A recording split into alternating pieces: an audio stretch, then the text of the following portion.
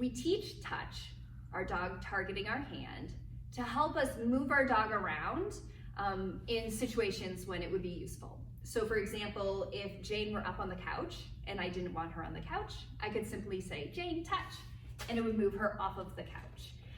If I wanted to have my dog come into the house or go up a flight of stairs or whatever it might be, I can use it to move my dog around.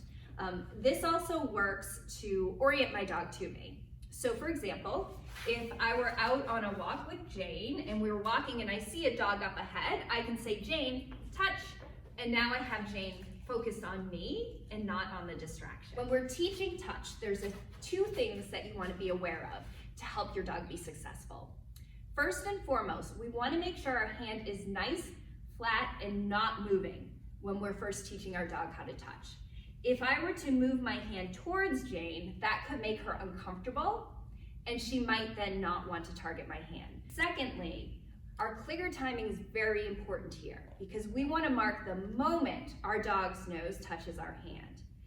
If your clicker timing is off, you want to be early rather than late. So if I click a little early for Jane, I'm essentially marking her thinking and moving towards my hand, as opposed to if I were to click after she touched my hand, I'm actually marking her moving away from my hand. The way I'm going to teach this is I'm going to have my clicker and I'm going to have some treats.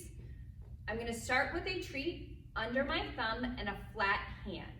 I'm going to put my hand about 2 inches away from my dog's nose, so super close. As soon as I feel her nose touch my hand, I'm going to click and then release that treat to her. It's going to look like this.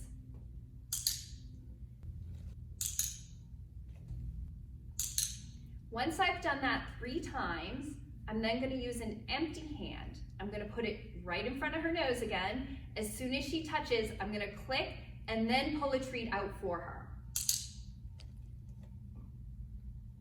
Once my dog gets fluent with that, I can start expanding the amount of distance I am from her nose.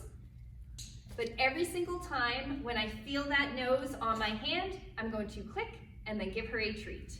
Once my dog is consistently targeting my hand every time I put it down, I'm going to then add the cue.